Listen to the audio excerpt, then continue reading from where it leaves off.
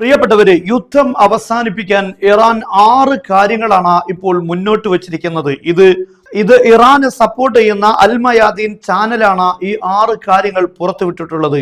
മാത്രമല്ല, ഇറാൻ ഇപ്പോൾ പറഞ്ഞിരിക്കുന്നത് ഇറാനോട് സംയമനം പാലിക്കാൻ ആരും പറയരുത് എന്നാണ്. കാരണം ഞങ്ങളാണ് ആക്രമിക്കപ്പെട്ടിട്ടുള്ളത്, അതുകൊണ്ട് ഞങ്ങൾക്ക് തിരിച്ചടിക്കാനുള്ള അവകാശമുണ്ട്. അതേസമയം ഈ ആക്രമണം അവസാനിപ്പിക്കാൻ ഞങ്ങളെ ആരാണോ ആക്രമിച്ചത് അവർക്കിത് അവസാനിപ്പിക്കാം. അതേ സമയത്ത് വെറുതെ അവസാനിപ്പിക്കാൻ കഴിയില്ല, ഞങ്ങൾ യുദ്ധം തുടരും, ഞങ്ങൾ ലക്ഷ്യം കാണുന്നതുവരെ. ഇനി ഇത്തരത്തിലുള്ള ഒരു നടപടി, സൈനിക നടപടി ശത്രു സ്വീകരിക്കാതിരിക്കുന്ന രീതിയിലുള്ള നടപടികളിലേക്ക് ഞങ്ങൾ നീങ്ങിക്കൊണ്ടിരിക്കുകയാണ്.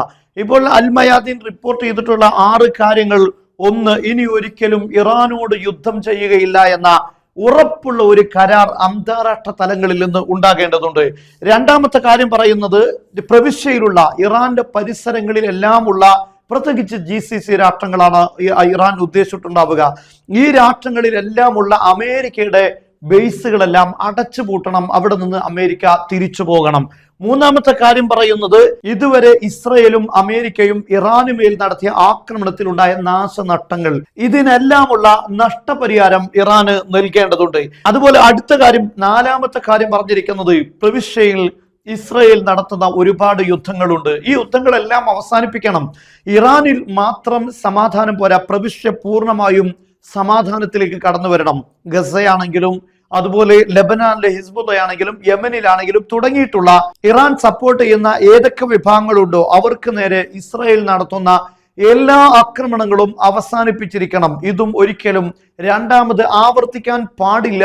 ഇറാനോട് യുദ്ധം ചെയ്യാൻ പാടില്ല എന്ന കാര്യത്തിൽ ഇതെല്ലാം ഉൾപ്പെട്ടിരിക്കണമെന്നാണ് ഇറാൻ ആവശ്യപ്പെടുന്നത്. അതുപോലെ 5ാമത്തെ കാര്യം പറയുന്നത്, ഹോർമുസ് കടലിടുക്കിൽ ഒരു അന്താരാഷ്ട്ര വ്യവസ്ഥിതി കൊണ്ടുവരണമെന്നാണ്. 6ാമത്തേത്, ഇറാനോട് ശത്രുതാപരമായ നിലപാട് സ്വീകരിക്കുന്ന ചില മാധ്യമ പ്രവർത്തകർ വിദേശ മാധ്യമങ്ങളിലുണ്ട്, അവരെ ഇറാന് കൈമാറിയിരിക്കണം. ഇങ്ങനെയുള്ള കടുത്ത 6 കാര്യങ്ങളാണ് ഇറാൻ ഈ യുദ്ധം അവസാനിപ്പിക്കാൻ മുന്നോട്ട് വെച്ചിട്ടുള്ളത്. യഥാർത്ഥത്തിൽ ഈ കാര്യം അംഗീകരിക്കുക എന്നത് ഇസ്രയേലിനോ അമേരിക്കക്കോ സാധിക്കില്ല. അമേരിക്കക്ക് സാധിച്ചാൽ തന്നെയും ഇസ്രയേലിനെ സംബന്ധിച്ചിടത്തോളം ഗ്രേറ്റർ ഇസ്രയേൽ എന്ന് പറയുന്ന പദ്ധതി ഈ ഒരു കാര്യം അംഗീകരിക്കുന്നതോടുകൂടെ ക്ലോസ് ചെയ്യേണ്ടി വരും. അവരുടെ തോറയിൽ പറയുന്ന വാഗ്ദത്ത ഭൂമി നേടിയെടുക്കുക എന്ന കാര്യങ്ങളൊക്കെ ഇത് അംഗീകരിച്ചു കഴിഞ്ഞാൽ സ്വപ്നത്തിൽ മാത്രമായിരിക്കുമെന്നത് ഉറപ്പാണ്. അതുകൊണ്ട് ഇസ്രയേൽ ഈ കാര്യം അംഗീകരിക്കുമോ എന്നത് കൃത്യമായി നമുക്ക് പറയാൻ കഴിയില്ല. എന്നാൽ ഇപ്പോൾ അമേരിക്ക പല രീതിയിലും വെടിനിർത്തലിന് ശ്രമിച്ചുകൊണ്ടിരിക്കുന്നു. ഒമാൻ വഴി ഇത്തരത്തിലുള്ള ഒരു നീക്കം നടന്നതായി സൂചനയുണ്ട്. എന്നാൽ ഒമാനോടും ഇത്തരത്തിലുള്ള ഉപാധികൾ തന്നെയാണ് ഇറാൻ വെച്ചിട്ടുള്ളത് എന്നാണ് മനസ്സിലാക്കാൻ സാധിക്കുന്നത്. അതേസമയം അമേരിക്ക ഇപ്പോൾ ഇറാനിൽ ഒരു ഗ്രൗണ്ട് ഫോഴ്സിനെ ഇറക്കാനുള്ള നീക്കം നടത്തുന്നു എന്ന വാർത്ത വരികയാണ്. ഇത് പ്രധാനമായി നമുക്കറിയാം, ഇറാനോട് ഏറ്റവും അടുത്ത് നിൽക്കുന്ന ഗൾഫ് കൺട്രിയാണ് UAE എന്ന് പറയുന്നത്. UAEയുടെ റാസൽ ഖൈമ അത് ഏറ്റവും ഇറാനോട് അടുത്ത് നിൽക്കുന്ന ഭാഗമാണ്. എന്നാൽ ഇപ്പോൾ ഇറാൻ ഒരു ശക്തമായ മുന്നറിയിപ്പ് റാസൽ ഖൈമക്ക് നൽകിയിട്ടുണ്ട്. അറബിയിൽ റസുൽ ഖൈമ എന്നാണ് പറയുക.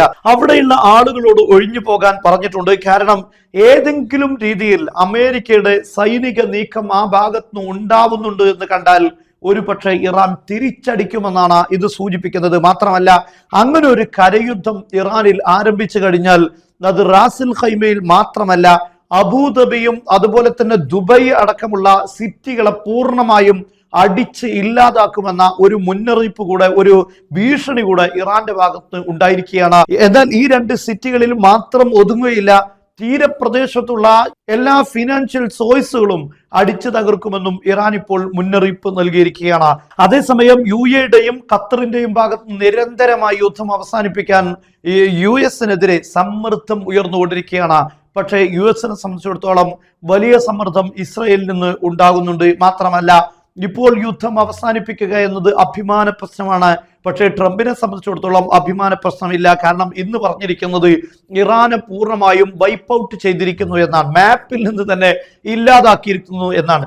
ട്രംപിന്റെ പ്രസ്താവനകളോ ഭീഷണികൾക്കോ ഇപ്പോൾ ലോകത്ത് ഒരു വിലയും ഇല്ലാതായിരിക്കുകയാണ്. ഏറ്റവും വലിയ കള്ളം പറയുന്ന ഒരു വ്യക്തി എന്ന മുഖമുദ്ര ഇപ്പോൾ ഈ യുദ്ധത്തിലൂടെ അമേരിക്കൻ പ്രസിഡന്റ് ഡൊണാൾഡ് ട്രംപിന് ലഭിച്ചിരിക്കും. അത് ഇറാനിൽ നിന്നുള്ളതല്ല, ഇസ്രയേലിനകത്തു നിന്ന് തന്നെ, അമേരിക്കയിൽ നിന്ന് തന്നെ അങ്ങനെയുള്ളൊരു ദുഷ്പേര് ഇപ്പോൾ അദ്ദേഹത്തിന് ഉണ്ടായിരിക്കുകയാണ്.